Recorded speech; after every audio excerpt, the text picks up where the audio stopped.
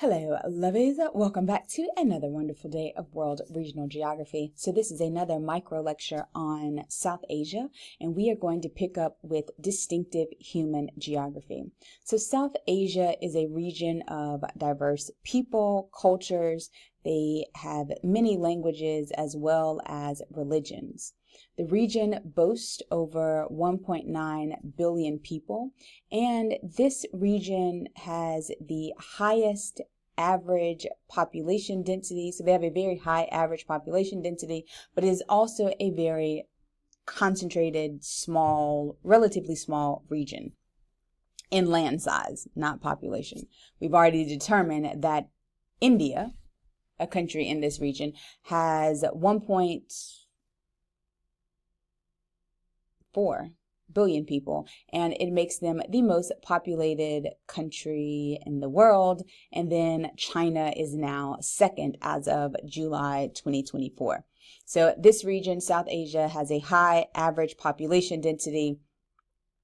Greatest concentrations are going to be located in the lowlands of the Ganges, the Indus, and the Brahmaputra rivers, those three rivers associated with this region, as well as the southeast coast of Sri Lanka, are going to have high concentrations of people.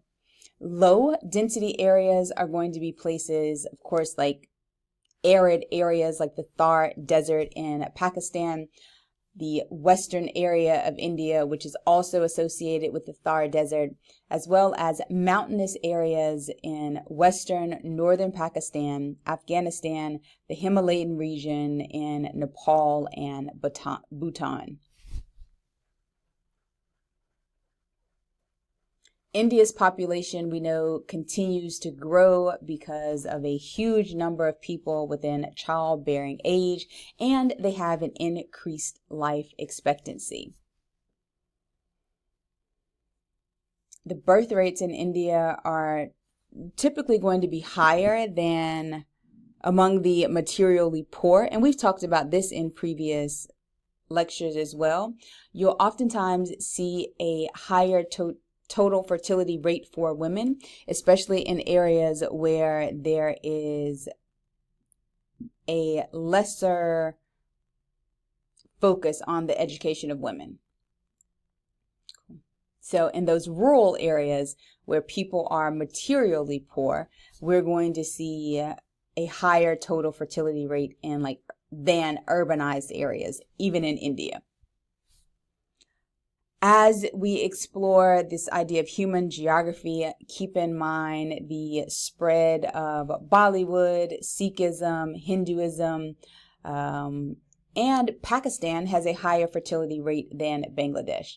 So when we look at these populations, Pakistan's population recently outgrew Bangladesh's. Pakistan had a higher fertility rate. Bangladesh is small. They have a harder time feeding large populations. So in the 1970s, they actually undertook a government-geared family planning program to reduce fertility. So 1970s, the government started a family planning program designed to reduce fertility. So currently in Bangladesh, over 50% of married women are using contraception. Despite their large population, Pakistan needs an educated workforce. So they're shifting more toward universal primary education. Let's talk about, so we have cultural diversity up next.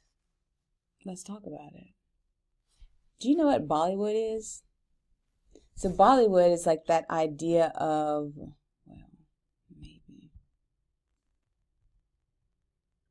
Bollywood is like the Indian culture associated with like movies and music as they come to Hollywood. So Bollywood is like the Indian Hollywood version.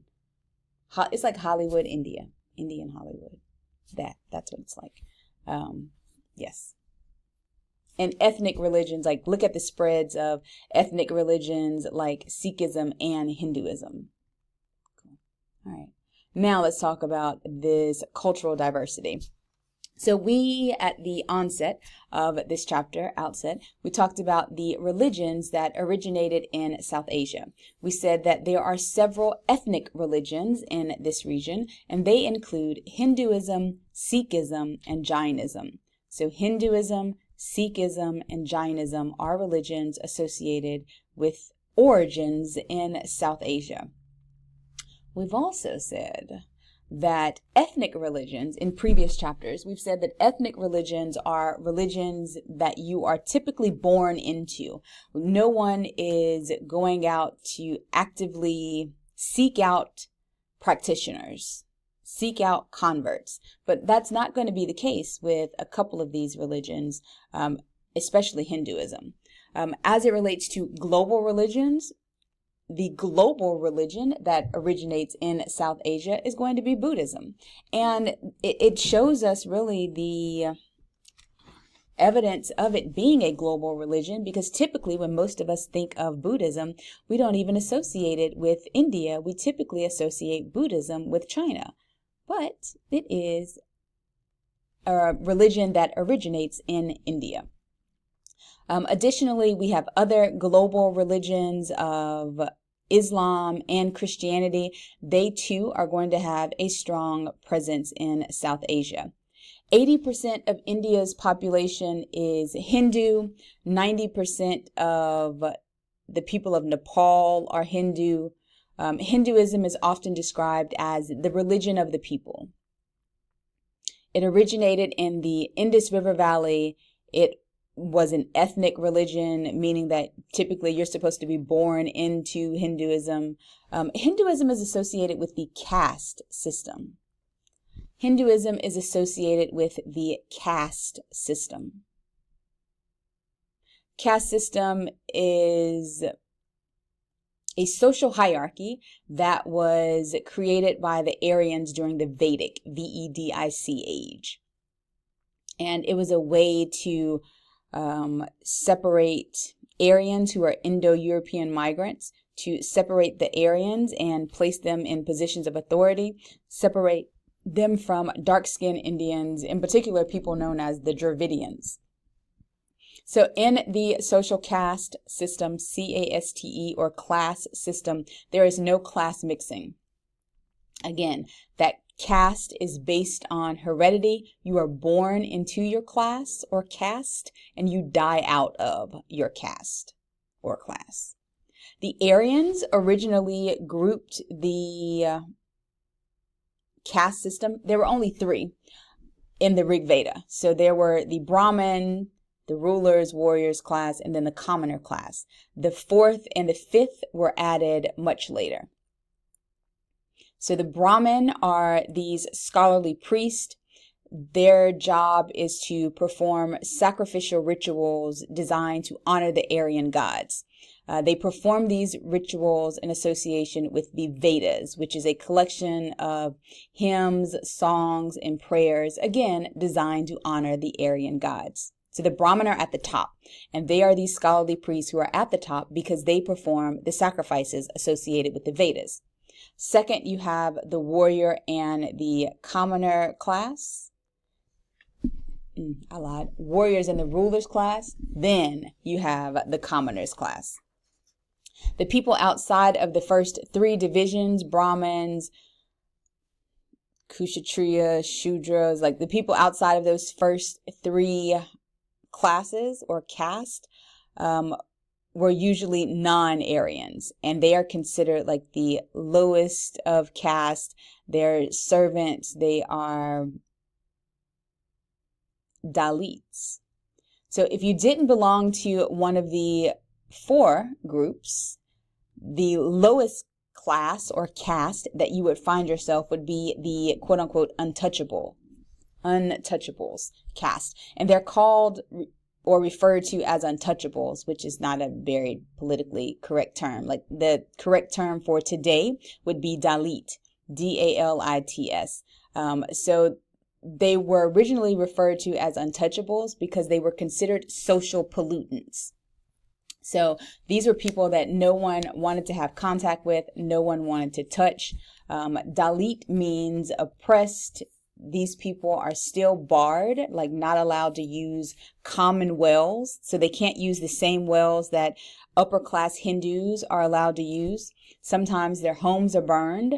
So that idea of caste-based political control is still very prevalent in India, in Hinduism in general.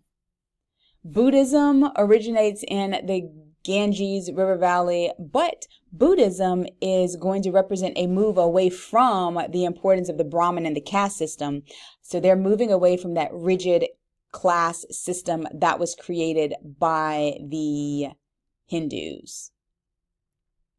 We will save, like if I can, there, look, there's a whole slide for untouchables. So untouchables, considered social pollutants. Today's correct term is Dalit. Dalit means oppressed people. They're barred from using the same water wells as upper class Hindus. And caste system is a political control. Caste-based political control is still a thing. It is. That's a statement, not a question. So we will explore Buddhism and Sikhism in your next micro lecture. I guess Buddhism, Sikhism, and Jainism. All right, lovies, I'll see you soon again. Bye.